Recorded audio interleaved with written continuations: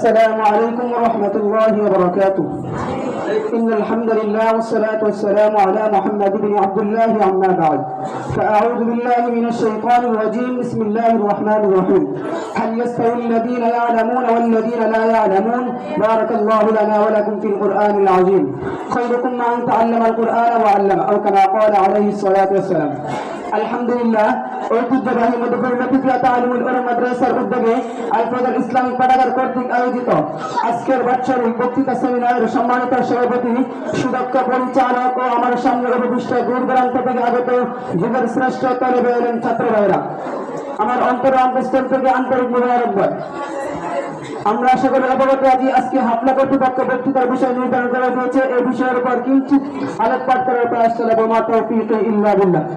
সম্মানিত উপস্থিতি, আজ আমি আপনাদের সামনে এমন একটি প্রতিষ্ঠানের কথা বলবো যার জন্ম থেকের মধ্যে, যার শিকার কুরআনে, যার দিশা সুন্নতে, যার আলো আজ বুঝবে এক প্রান্ত থেকে আরেক প্রান্ত পর্যন্ত চলে আছে। ভাইয়ের আমার, কখনো কি ভেবেছেন এই পৃথিবীতে যদি কোরআনের আলো নিভে যেত, সুন্নাহর শিক্ষা হারিয়ে যেত, মুসলমানদের ঈমান আকীদার ভিত্তি ভেঙে পড়তো, তাহলে আমরা কোথায় যেতাম? 1857 সালে বিপর্যয়ের পর ঠিক এই অবস্থায় তৈরি হয়েছিল। মুসলমানদের মাথার উপর যেন অন্ধকারের পাহাড় নেমে এসেছিল।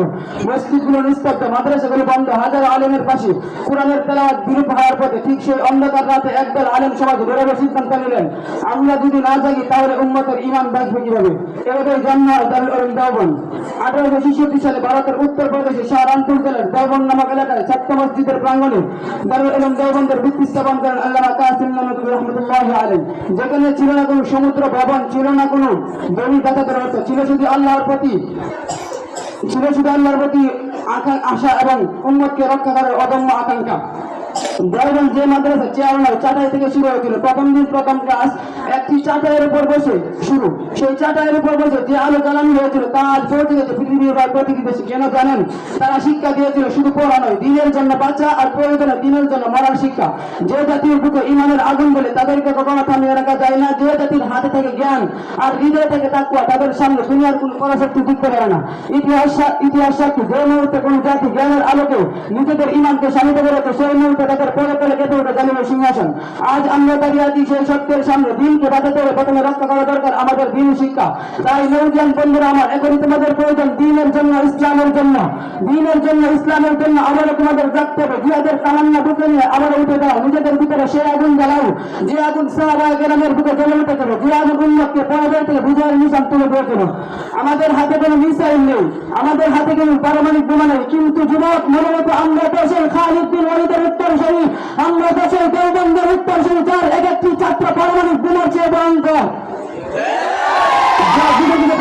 দিন রক্ষার জন্য দিনের গুরুত্ব বুঝাতে গিয়ে রব্বুল আলামিন সূরা কুরআনুল কারীমের সূরা জুমারের 8 নম্বর আয়াতে বলেন, হাল ইয়াস্তাউল্লাযীনা ইয়া'লামুনা ওয়াল্লাযীনা লা ইয়া'লামুন। জ্ঞানের অধিকারী আর অজ্ঞ ব্যক্তি কখনো সমান? রাসূল সাল্লাল্লাহু আলাইহি ওয়াসাল্লাম বলেন, খায়রুকুম মান তাআল্লামাল কুরআনা ওয়া 'আল্লামা। যে ব্যক্তি তিনি আলেম শিক্ষা করে এবং শিক্ষা দেয় সেই সর্বোত্তম। দেওবন্দ এই আয়াত ও হাদিসকে শুধু মুখে বলেন, বরং তারা জীবন দিয়ে প্রমাণ করে দিয়েছে। তারা তৈরি করেছে এমন আলেম যারা রাতের অন্ধকারে কোরআনের হিফজ করাতে বেড়াতে নিজেরাই অস্ত্র চালাতেন। এমন মর্যাদা মুজাহিদ যারা দিন রক্ষার জন্য ব্রিটিশের গায়ের হাজার বছর পর্যন্ত শিকলে বাঁধা ছিলেন। এমন মুফতি যারা শরীয়তের আলোকে হাজারো মানুষের সমস্যা সমাধান করে গেছে কোনো প্রতিদান ছাড়াই। বাইরে আমার দেওবন্দ আমাদেরকে শিখিয়েছেন দিন শুধু বই নয়, দিন শুধু কথা নয়, দিন হলো চিন্তা, চরিত্র, ত্যাগ ও আত্মশুদ্ধি। উম্মতকে জাগানোর নিয়ম বিপ্লব এই মাদ্রাসা হাতে অস্ত্র তুলে নেননি, হাতে তুলে নিয়েছিল কলম। এই কলমের কালি আজ পর্যন্ত কোরআনের হাদিসের চর্চা, চিত্রের গবেষণা সবকিছুতে এক অনন্য নেতৃত্ব দিয়ে যাচ্ছে। আজ পৃথিবীর যে কোনো দেশে গেলে দেখবেন আপনি একজন না একজন দেওবন্দ পুষে আলেম সেখানে দিনের আলো ধরে রেখেছেন। এটাই দেওবন্দের আসল শক্তি, এটাই দেওবন্দের আসল জয়।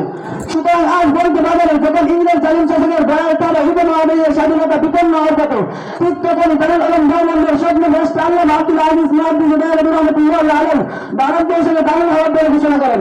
এই ঘোষণার পর সর্বত্র দেশের মানুষ যখন মন্দিরে ঝাঁপিয়ে পড়েছিল, তখন ইংরেজের বাচ্চা 700 বৃদ্ধ প্রাণাবী হয়ে পড়ে পালিয়ে যেতে বাধ্য হয়েছিল। সেই জন্য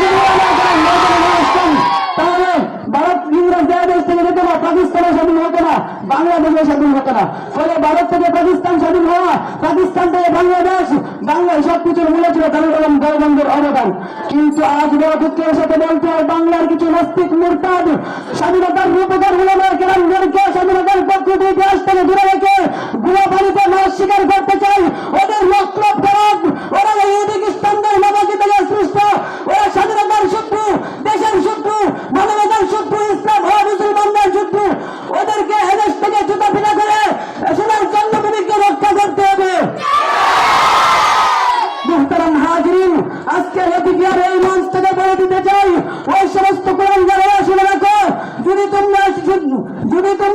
সংশোধন না করো, যদি তোমরা সংশোধন না হও, তাহলে মনে রেখো এই তৌহিদি জনতার দেওবন্দি উলামা কেরাম যদি আবার জেগে উঠে, তাহলে মনে রেখো জাতির বুড়ি ডাইনি শেখ হাসিনার মতো বাংলাদেশের 56,000 বর্গ মাইলের ইঞ্চি মাটিতেও তোমাদের জায়গা হবে না, বরং আমাদের বাংলাদেশের পার্লামেন্টে তোমার জন্য ফাঁসির রায় ঘোষণা করা হবে ইনশাআল্লাহ।